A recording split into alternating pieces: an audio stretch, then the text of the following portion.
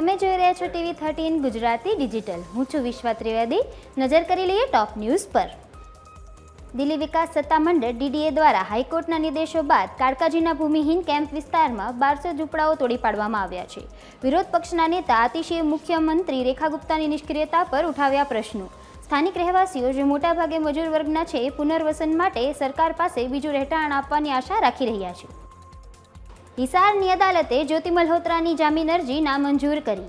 મલ્હોત્રા પર પાકિસ્તાની ગુપ્તચર એજન્ટો સાથે સંપર્ક રાખી અને સંવેદનશીલ માહિતી વહેંચવાના આરોપ છે. અદાલતે કેસની ગંભીરતા ધ્યાનમાં રાખી અને 23 જૂન સુધીની ન્યાયિક કસ્ટડી લંબાવી. PM નરેન્દ્ર મોદીને મળતા તમામ લોકો માટે RT-PCR ટેસ્ટ કરાવવો ફરજિયાત કરાવવામાં આવ્યો છે. તમામ મંત્રીઓ માટે પણ RT-PCR ટેસ્ટ કરાવવો અનિવાર્ય.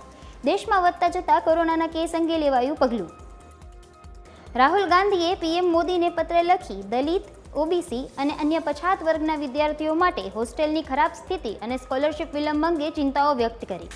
રાહુલે નોંધ્યું કે 2023માં 1.36 લાખ દલિત વિદ્યાર્થીઓને સ્કોલરશિપ મળી રહી હતી, જ્યારે 2024માં આ સંખ્યા ઘટી અને 69,000 થઈ ગઈ.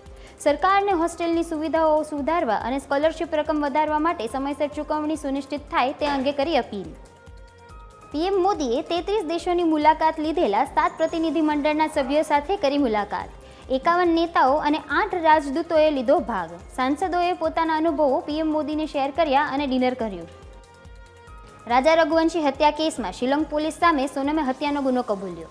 રાજાની માતાને ગળે વળગી અને રડી પડ્યો સોનમનો ભાઈ. કહ્યું, મારી બહેને મોટી ભૂલ કરી અને તેને સજાએ મોત આપો.